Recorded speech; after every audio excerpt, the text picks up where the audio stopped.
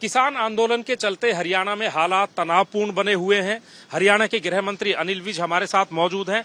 विज साहब, धारा 144 लगा दी गई है, इंटरनेट बैन कर दिया गया है, गांव में पुलिसकर्मी मुनादी कर रहे हैं, बल्क मैसेजर पर रोक लगा दी है। आगे और क्या कदम उठाएंगे आप? देखिए, किसान अन्नदाता है।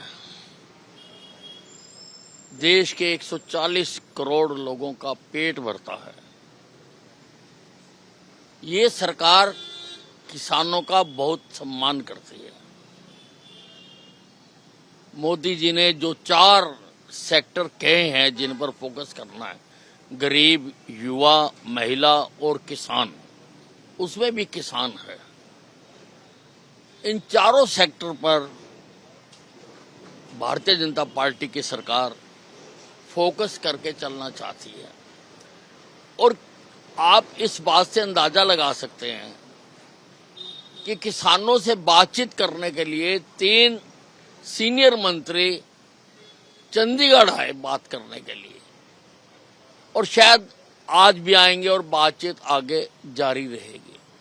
बातचीत से ही मुद्दों का समाधान होता है, और मुझे उम्मीद है कि जो आज बातचीत का दौर चलेगा उसमें इसका समाधान हो जाएगा। और किसानों से भी मैं कहना चाहता हूं कि जब सरकार बातचीत के लिए तैयार है तो फिर इस प्रकार के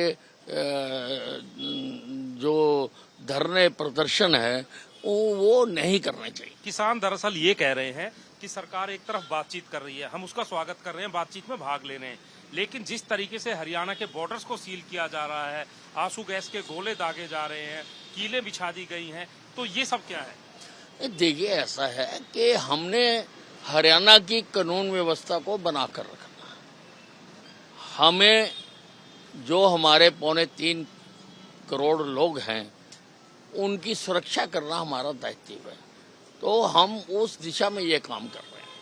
पिछली बार शंभू बॉर्डर पर बहुत बड़ा टकराव देखने को मिला था। किसानों ने बैरिकेड उठा के नदी में फेंक दिए थे और यहीं से लेकर दिल्ली तक वो आंदोलन चला था 1 साल से लंबा। अब की बार ऐसे क्या इंतजाम किए गए हैं कि किसान पंजाब से हरियाणा में आए ही ना? नहीं, हमने पूरे इंतजाम किए हैं कि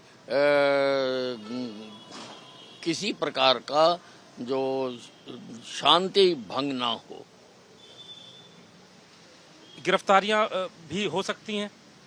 नहीं, देखिए, मैंने आपको बताया कि शांति को बनाए रखने के लिए जो कुछ करना पड़ेगा हम करेंगे। स्टेडियम्स में अस्थायी जेल बनाई गई है, वो सारे इंतजाम उसी के तहत आते हैं और पूरी तरह से हमारे सारे अधिकारी कर्मचारी इसमें लगे हुए हैं।